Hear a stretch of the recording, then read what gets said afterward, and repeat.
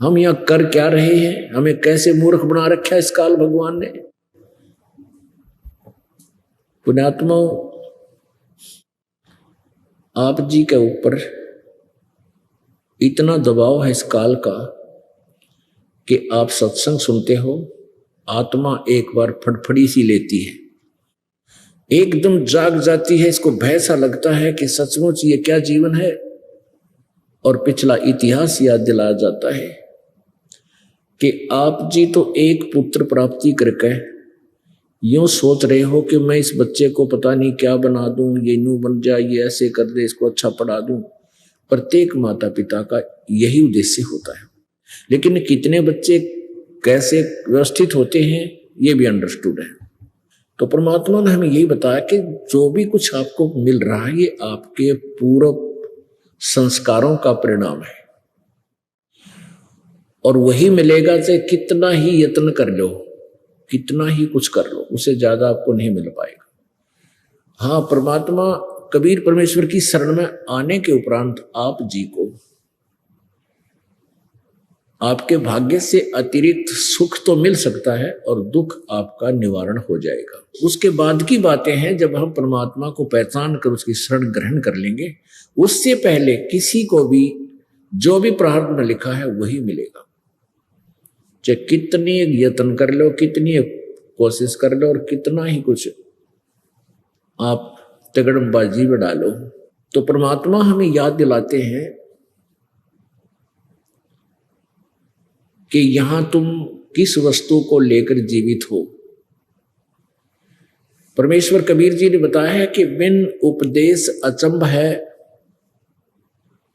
बिन उपदेश अचंभ है, ये क्यों जीवित हैं प्राण, और भक्ति बिना का ठोड़ है, ये नर नाही पाषाण। ओए होए,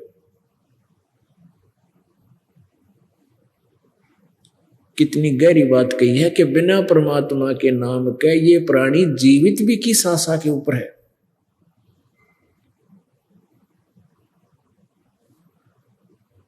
और भक्ति बिना का ठोर है, ये नर नहीं पत्थर है, ये जो भगवान के निकट नहीं आ रहे।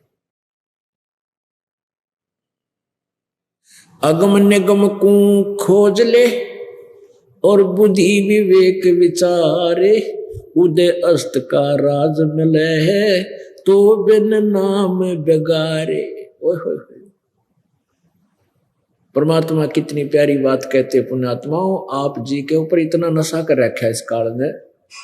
3 इंजेक्शन लगा रखे हैं जन्म होते ही, और फिर रह रहकर फिर बौछार होती रहती है, रजगुण ब्रह्मा जी से, सतगुण विष्णु जी से, तमगुण शिव जी से।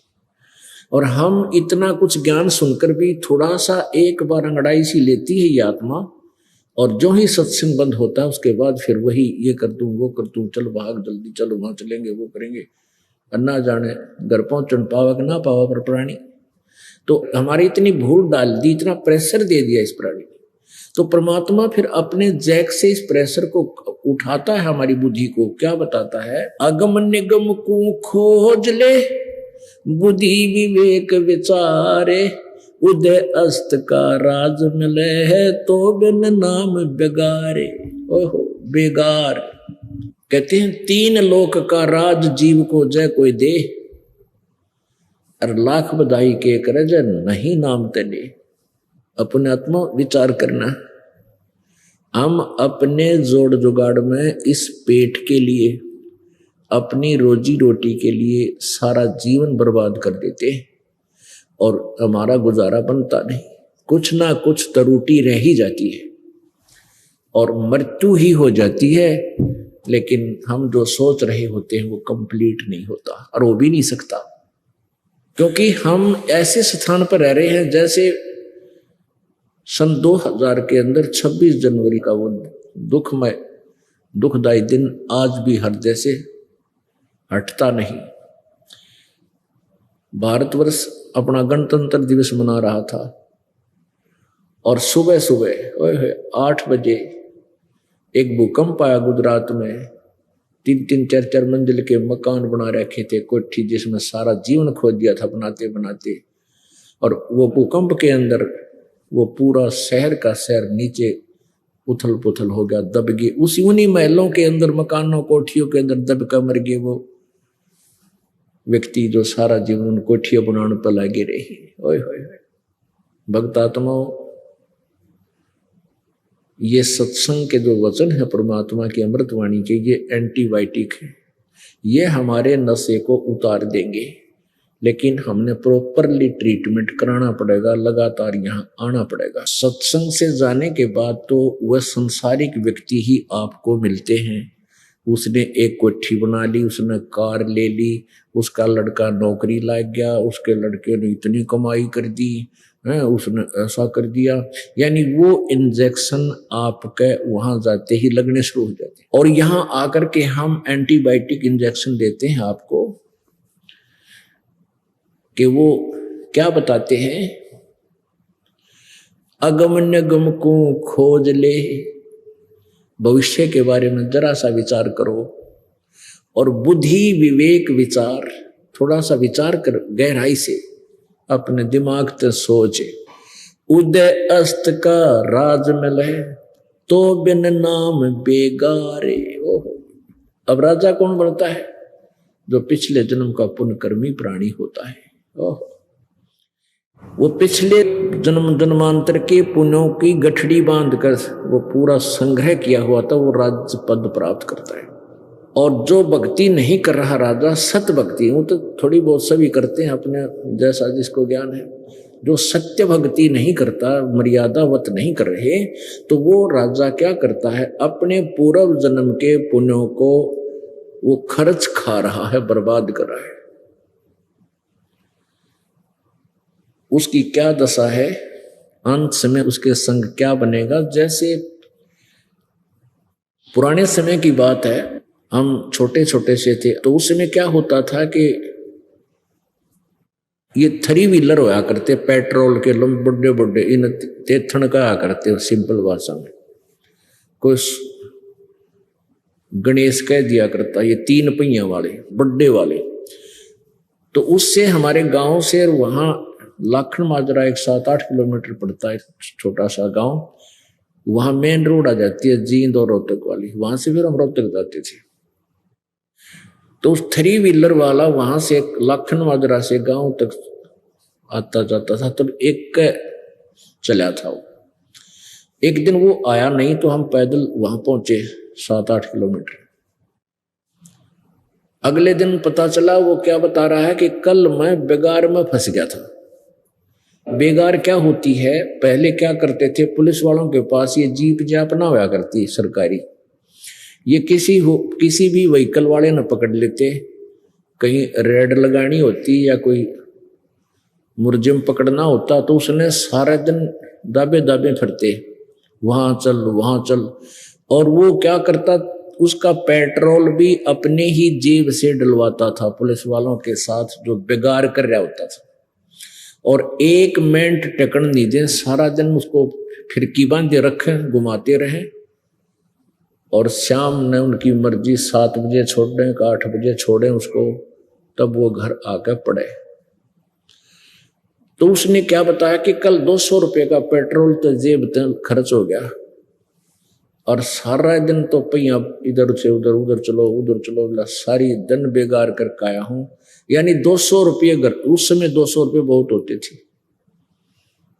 200 रुपये का पेट्रोल घर से खर्च दिया, और सारा दिन पहिया टेक्या नहीं, जैसे बहुत स्पीड तो चल रहा है, बड़ी कमाई कर रहा होगा, यानी क्योंकि उनके पहिया कमाई माना करते थे तो। और अंत में घर पे गया, जो 200 रुपये घर पे खर्च कर गया, वह जेब खत्म करके गया। तो ऐसे ही वो राजा जो भक्ति नहीं करता, वो सारा दिन हमने ये दिखा है जैसे ये बहुत बड़ा इधर जा रहा है, हूं करती गाड़ियां पीछे चल रही है, सर पता नहीं है हेलीकॉप्टर में चल रहा है। यो तो बेगार करे है, अपने 200 रुपये खर्च के और मुंह लटका के घर ने जाएगा, यानी अपने पुण्य समाप्त बर्बाद करके ये खाली होकर जाएगा, बेगार कर रहा है। इस बेगार को आप समझ गए होगे, इस डेफिनेशन डिफाइन जो करती है। तो यहां परमात्मा कहते हैं अगम निगम को खोज ले, बुद्धि विवेक विचार। और उदय अस्त का राज मिले तो भी नाम बिगाड़े। अपने पुण्यों को बर्बाद कर रहा है और सारा दिन पंजा टेकता नहीं, नून भाग ले इधर भाग ले, सौ टेंशन उसके माइंड में रहती है, सौ टेंशन। दारू पी का पांडा छुटा हुआ रात में। और वर्तमान के तो बुरा हाल हो रहा है इन लोगों का। ये बेसिक मंत्री मुख्यमंत्री बने फिरते हो, प्रधानमंत्री, इनको एक पल की चैन नहीं है। शांति हो सके इस माया, जहां माया का समावेश है वहां तो आग लगी पड़ी है सबके प्राणी, सब प्राणियों। और बुद्धिमान राजाओं ने तो राज त्याग दिए थे शांति प्राप्ति और परमात्मा के पाने के लिए। लेकिन राज त्याग देने मात्र से भी प्रभु नहीं मिलते, उनके पाने का तरीका कुछ विशेष है। उसको हम अपने कर्तव्य कर्म करते हुए भी, अपने जो कर्म योगी होकर भी हम परमात्मा प्राप्ति कर सकते हैं। अब क्या बताना चाहते हैं प्रभु? तीन लोक का राज जीव को जय कोई देवे, तीन लोक का राज जीव को जय कोई दे, और लाख बधाई के करे जय नहीं नाम तेने। यदि कोई राज्य प्राप्त करता है अपने पुण्य से, और यदि उसके पास भक्ति मार्ग नहीं है, कहते हैं जो व्यर्थ है उसका जीवन। तो पुण्यात्माओं, आप बहुत ही पुण्यकर्मी प्राणी हो जो सत्संग में पहुंच गए। ये परमात्मा कबीर जी की रजा है और उन पुण्यात्माओं पर होती है जो उसके अति प्रिय होते हैं। सकल पदार्थ हैं जग माही, पर भाग बिना नर पावे नाही। आपकी बहुत पुण्य है, आप नहीं जान सकते आपकी किस्मत को, क्योंकि लाल को स्वयं मालूम नहीं तेरी कितनी कीमत है। जौहरी ही बताया करे, ये दास जौहरी है। और आप जी की पिछले पुण्य कितने हैं ये आपको नहीं मालूम। लखबर सूरा जो जही लखबर सावत दे, लखबर यति जहान में जो तो सतगुरु शरणा ले। न जाने कितने जन्मों से आप पुण्यकर्मी प्राणी रहे हो, प्रभु की शरण में रहे हो, साधनाएं की, फिर भूल भाल गए, बीच में छोड़ छाड़ गए वो कर, उन संस्कारों से आपको न जाने कितनी अच्छी अच्छी पद पोस्टें मिली हैं। इंद्र कुबेर ईश की पदवी, ब्रह्मा वन ब्रह्मराया, विष्णुनाथ के लोक को जाकर फिर भी उल्टा आया। होय होय। यानी इतनी अच्छी पुण्यकर्मी प्राणी भी आप रहे हो, ब्रह्मा विष्णु महेश की पदवी भी आपने प्राप्त की है। ओहो। और आज फिर घसियारे हो गए हम, आज फिर एक एक पैसे को तरस रहे हैं, क्योंकि हम यहाँ पुण्य करते हैं, भक्ति करते हैं, स्वर्ग में बर्बाद कर देते हैं, राजा बन जाते हैं और देवता बन जाते हैं, और अपने पुण्यों को बर्बाद करके फिर भिखारी बन जाते हैं। इस चक्कर को परमात्मा ने आके हमें समझाया है। तो क्या बताते हैं? परमेश्वर ने आके आवाज लगाई, चारों युग में संत पुकारे, कूक कया हम हेल रे, हीरे माणिक मोती बरसे, ये जग चुभता डेल रे। परमात्मा परमेश्वर कबीर जी कहते हैं कि चारों युगों में मेरे द्वारा दिए गए ज्ञान को मेरी प्यारी आत्मा, उन श्रेष्ठ आत्माओं संतों ने भी आवाज लगाई, रुक के मारे, हेले दिए, और मैंने भी आवाज लगा लगा के जगह जगह खड़ा होकर के ऊंची आवाज में गा गा के तुम्हें ये ज्ञान दिया।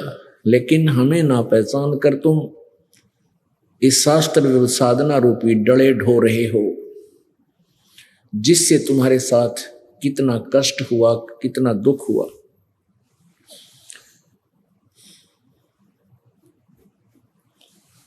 परमात्मा ने आके हमें बताया, मन तू चल रे सुख के सागर, जहां शब्द सिंधूरत नागर।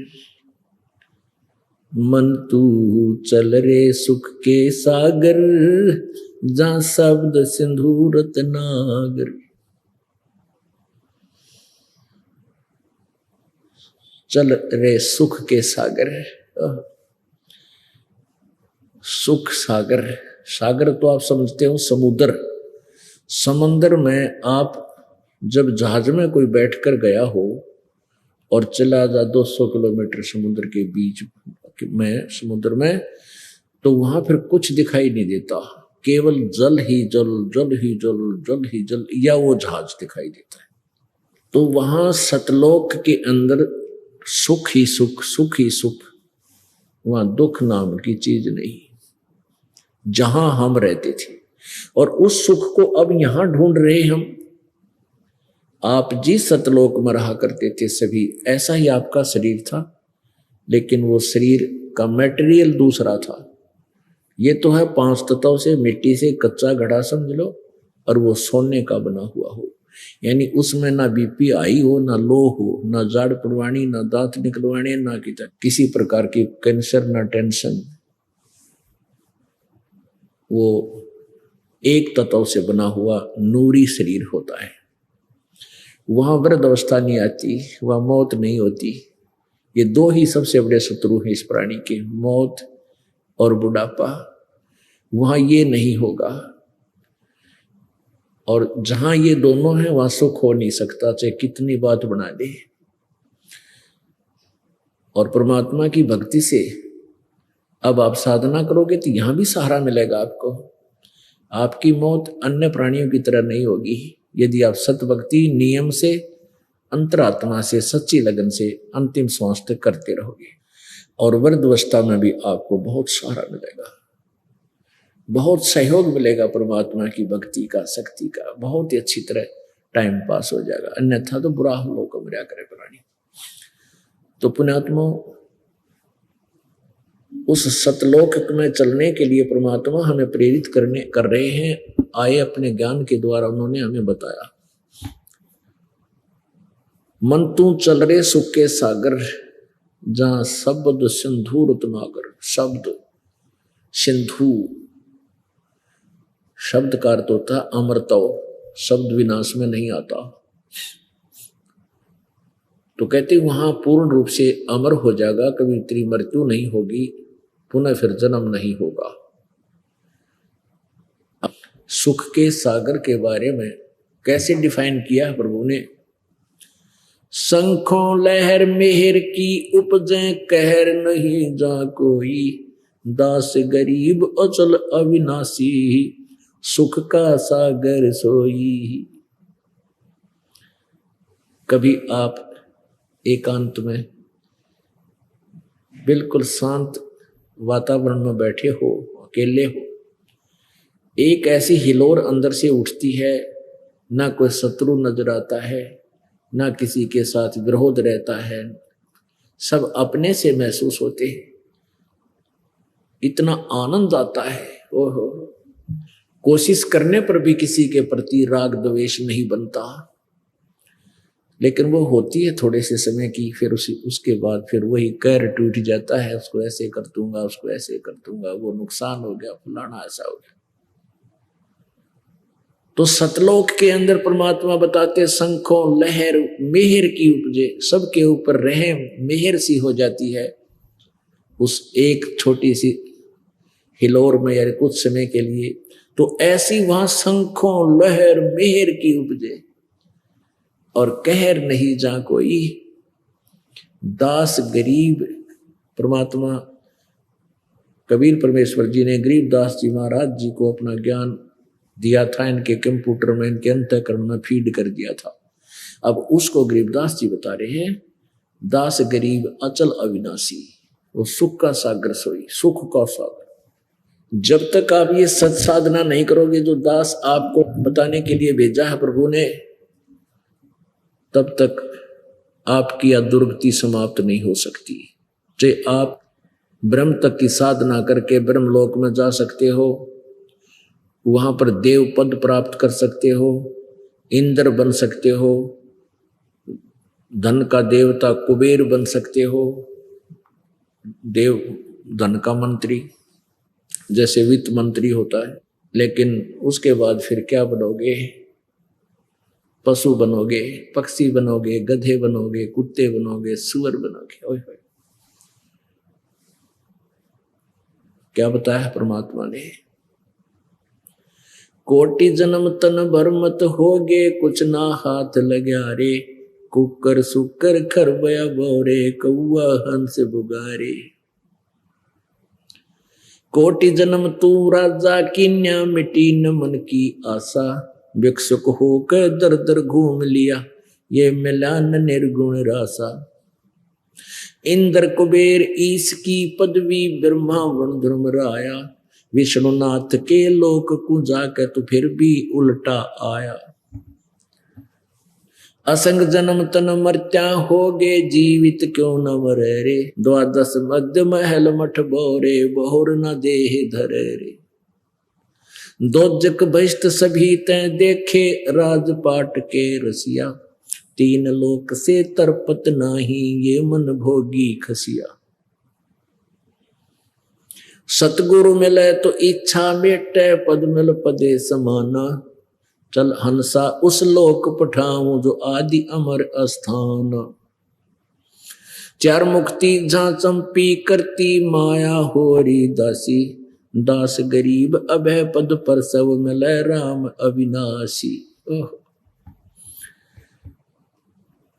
गीता जी अध्याय नंबर 15 के श्लोक नंबर 1 से 4 में क्या बताया है कि उल्टा लटका हुआ संसार रूपी वृक्ष है। इसकी ऊपर को जड़ें तो पूर्ण परमात्मा समझो, नीचे तीनों गुण रूपी रजगुण ब्रह्मा, सतगुण विष्णु, तमगुण शिवजी रूपी शाखा समझो। और बीच में तना और मोटी डार क्या है, कौन है, इसके विषय में गीता जी में ज्ञान नहीं है। उसके लिए गीता जी अध्याय नंबर 15 के श्लोक नंबर 1 में कहा है कि जो इस संसार रूपी वृक्ष के सभी पार्ट्स के विषय में, सभी विभागों को भिन्न भिन्न बतावेगा, स वेदवित, वो वेद के तात्पर्य को जानने वाला है, अर्थात वो तत्वदर्शी संत है। गीता जी अध्याय नंबर 4 के श्लोक नंबर 34 में गीता ज्ञान दाता ने कहा है कि जो अध्याय नंबर 4 के श्लोक 32 में जिस सच्चिदानंद घन की वाणी अर्थात तत्व ज्ञान के विषय में जिक्र किया है, उस तत्व ज्ञान को तू तत्वदर्शी संतों के पास जाकर समझ। उनको दंडवत प्रणाम करने से, कपट छोड़कर नम्रता पूर्वक प्रसन्न करने से वो तत्वदर्शी संत तुझे तत्व ज्ञान का उपदेश करेंगे। इससे सिद्ध है कि गीता जी का ज्ञान कंप्लीट नहीं है। वो गीता ज्ञान दाता खुद कह रहा है कि उस पूर्ण परमात्मा की जानकारी, संसार रूपी उल्टे लटके संसार रूपी वृक्ष की सृष्टि रचना समझो, वो तत्वदर्शी संत से पूछो। और वो तत्वदर्शी संत होगा कैसा, 15वें अध्याय के प्रथम श्लोक में बताया है कि जो उल्टे लटके हुए संसार रूपी वृक्ष के सभी पार्ट्स ऑफ द बॉडी, उस ट्री के सब पार्ट्स को बता देगा, वृक्ष के सब विभागों को बताएगा। स वेदवित, वो तत्वदर्शी संत है। तो परमात्मा 600 वर्ष पहले कबीर जी अपनी उस अमृत वाणी में, तत्व ज्ञान में, कबीर वाणी में बताया है, अक्षर पुरुष एक पेड़ है, निरंजन बाकी डार, और तीनों देवा शाखा है, भाई पाते रूप संसार।